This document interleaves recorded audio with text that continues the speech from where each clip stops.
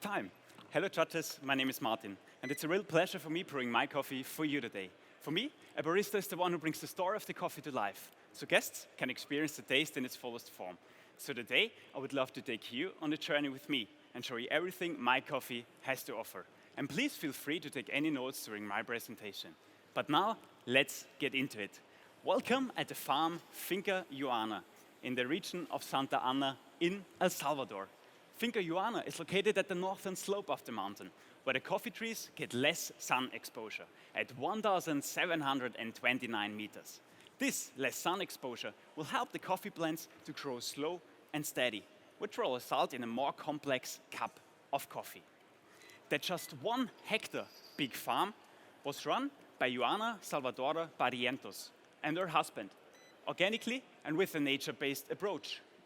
At this small farm, all the coffee trees are still growing wild and without any fertilizer.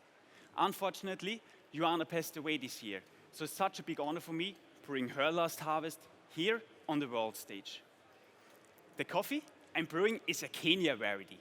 The story says that the rich farmer went hunting in Africa and brought back seeds to El Salvador. In 1950, when the farmer ripped out the variety, Joanna's husband took a chance on the discarded plants and planted the trees on Finca Juana. That means that the trees of the coffee I'm brewing today are older than 72 years. And these old trees has an extensive root system and are growing with a special bending technique, which creates multi-verticals from just over 1 tree. So these old trees will bring more of these red and blueberry fruity notes we will taste today. And due to this story, the originals call the variety Kenya variety, but no one has ever investigated the genetics from these seeds. The Kenya variety was processed from Rodolfo Rofati Bettel from Produttore Coffee with a 120 hours cherry maceration.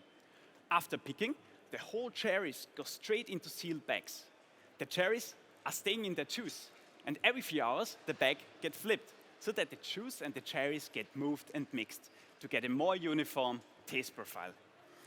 Within these 5 days, an enzymatic transfer of aroma will take place. So all the aromas from the skin will be transferred into the beans, and this will bring the rum raisin and dried plum notes when the coffee cools down. Afterwards, the cherries were placed on raised beds for 2 weeks to get more sweetness into the cup. But now, it's time to bring this coffee to our cups. Today, I'm preparing my coffee with a Grey Gano coffee dripper, and I'm reheating them to get fully control over the temperature. The Grey Ganos are made out of aluminum with a special coating and a cork sleeve. Due to the low heat capacity of the aluminum, the dripper fastly reaching a high temperature and maintaining it throughout the whole process. So I can intensely accentuate the lovely berry fruity notes. The spiral form and the ribs of the Grey Gano helps me to get a faster extraction rate. Today, I'm aiming for an extraction rate of 20% within a brew time of 2 minutes and 24 seconds. Today, I'm using a 1:15 brew ratio, starting with 18 grams of ground coffee to 270 milliliters 93 degrees water. I'm using this brew ratio to get more of these blueberry fruity notes from the natural process.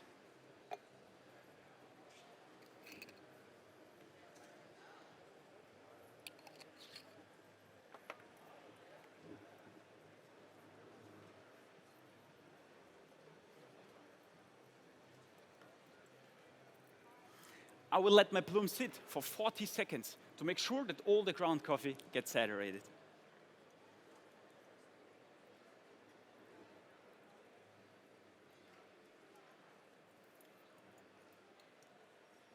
Afterwards, I'm dividing my pour into 3 stages, with pulses between 50 and 100 milliliters to get a more complex body and lovely acidity.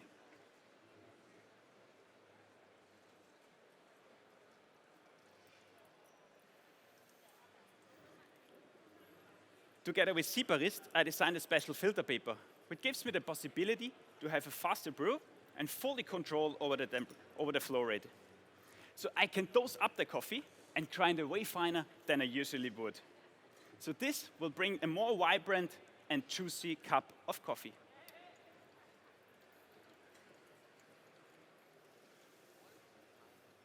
The water I'm using is aqua-cold water with 118 ppm.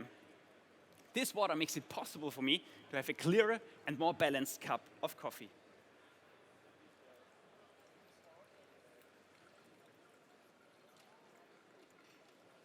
I will brew my last step with a temperature of 88 degrees and a faster central pour to get a well-structured aftertaste and more lovely acidity to the cup. I ask you now to please write down the taste profile we will find in our cups today, starting with the aroma. The aroma is really beautiful. We see these macerated strawberries, ripe gooseberries, and raspberry.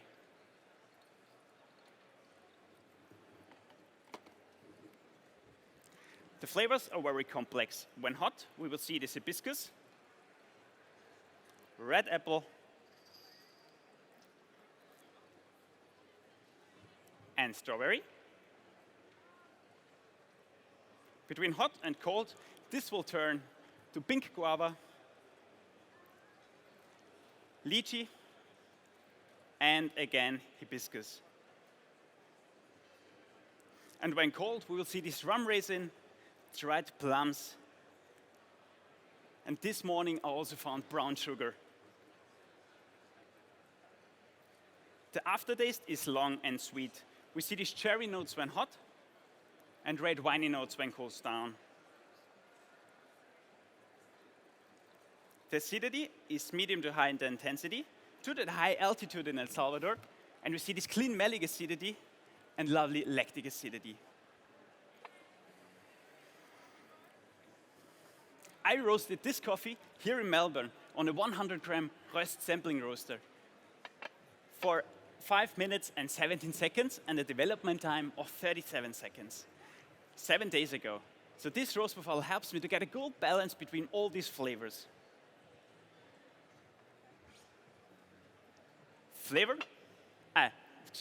Coffee is a gift for all our senses. And when it comes to a perfect coffee experience, all our senses get stimulated at once. So I created, together with my friend and artist Paloma, these flavor wheels, which are just in front of you, which shows the complexity of the Kenya variety in colors. I ask you to please take it backstage with you and have a look before you're evaluating each category.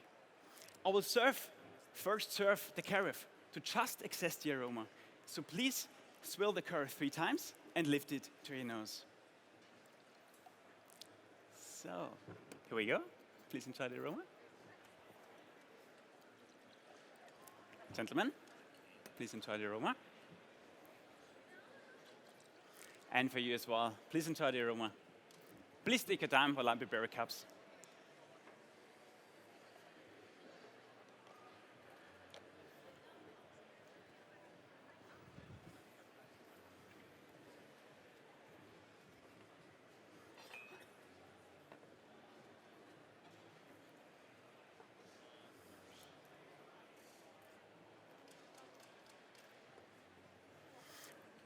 Moving on. The body of this coffee is again very complex. It's medium to high in the intensity, and again very complex, as I said. We see this clean, it's soft, sleek, and smooth, and juicy like a cherry juice when it cools down. It's a well-balanced, well-structured cup of coffee. I designed and created these cups to create a unique drinking experience. So these cups will change the flow velocity of our coffee and influence the point of impact on our tongue. So these cups will promote the lovely acidity and the complex body of this coffee. When hot, please take your cupping spoons, and when warm and cold, drink directly from the cup. And when you're evaluating your coffee today, I have just one little request. Close your eyes for a second and have one sip of the coffee. Think about the Kenya variety and its unknown history. Because this coffee, from exactly this roast, from exactly this brew, And exactly this moment is ephemeral and will fade away. So I hope you can save this forever. Time